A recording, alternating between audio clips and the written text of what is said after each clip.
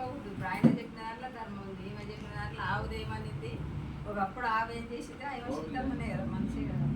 ఆ ఆవు ఏం చేస్తుంది, ఏనింటది. ఏనింటే మనం పెట్టుకునేదే చుట్టూ నొప్పులు కాపులు ఇట్లాగంటే ఉంటాం. ఆ ఆవు అమ్మ అమ్మ అది అరుస్తుంది కదా, అమ్మ అమ్మ అని అరిచినప్పుడు నా దూడలు లేపి పాలిపియమ్మ అంటే ఆయన ఏం చేసేది, ఎక్కువ రక్తంతో నాకెందుకు కుంగిపోతుంది. ఒక స్త్రీ పెట్టినది మన వల్ల నొప్పులు తింటున్నాం. అయితే ఎందుకోసం మేము అప్పుడే లేపి పాలిచ్చితే మనం ఇంత బాధపడదు డెలివరీ అవుతాం. అయితే ఆయా ఉంటుంది, నువ్వు ఊకపో నా బిడ్డ ప్లేస్ వస్తే నా పాలు తాగుతాను, నువ్వు 2 రోజుల్లో పిల్లిని కనాలి అని చెప్తుంది. ఒక ఆ యావు సాపనే ఇంతమంది చూడు, అందరు ప్రపంచమే నొప్పులు కనాల్సిందే కదా. ఆయన అప్పుడు ఆయన మాట వింటే ఇప్పుడు మనకి బాధలు ఉండవు.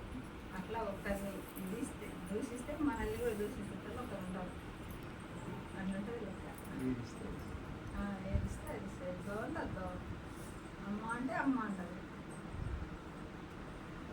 దీంట్లో అన్నీ తెలుసుకుంటారు. ఇప్పుడు ఈ జ్యోతి సావు అంటే ఎదవట్లేదు తెలుసా, ఎంత ఎదవడి బయటకు వెళ్ళకుండా. ఇప్పుడు ఏమవుతుందని బాగా వయసు వస్తుంది అంటే ఇంత గట్టిగా అయితే ఇన్ని తెలుస్తుంది ధ్యానంలో. నేను లేకొస్తేనే అన్నీ తెలుస్తాయి. మనం ఆత్మలో పరమాత్మ తెలుసుకుంటాం. ఆత్మకు సావు ఉండదు, అన్నీ తెలుసుకుంటాం. మనం ఎదవడం కదా, సావు ఉండదు.